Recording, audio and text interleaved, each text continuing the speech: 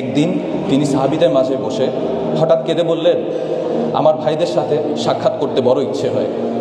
সাহাবীরা অবাক হয়ে জিজ্ঞেস করলেন, ইয়া রাসূলুল্লাহ, আমরা কি আপনার ভাই নই?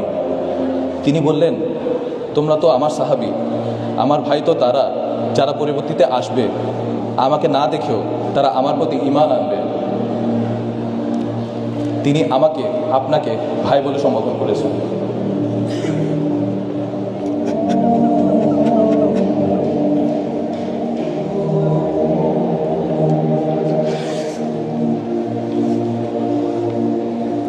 আম্মা জান আয়েশা রাদিয়াল্লাহু তাআলা আনহু একবার রাসূল সাল্লাল্লাহু আলাইহি ওয়াসাল্লামের কাছে দোয়া চাইলেন। তিনি এমন মন ভরে দোয়া করলেন যে আম্মা জান খুশিতে হেসে ফেললেন। নবীজি তখন জিজ্ঞেস করলেন, আয়েশা, আমার দোয়া কি তোমাকে আনন্দ দিয়েছে? আম্মা জান বললেন, অবশ্যই। তখন তিনি বললেন, আল্লাহর কসম, আমি প্রতি সালাতে আমার উম্মতের জন্য ঠিক এই দোয়াটিই করি।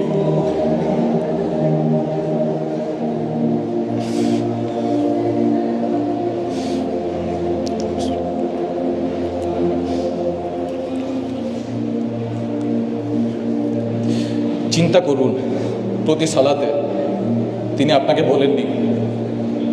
1400 বছর আগে মদিনার নির্জন রাতে যখন সবাই ঘুমিয়ে, তখন একজন মানুষের চোখ ভিজে যেত আপনার ফিকিরে। আর আজ আমরা সেই উম্মত তাকে কোথায় নিয়ে দাঁড়িয়ে আছি?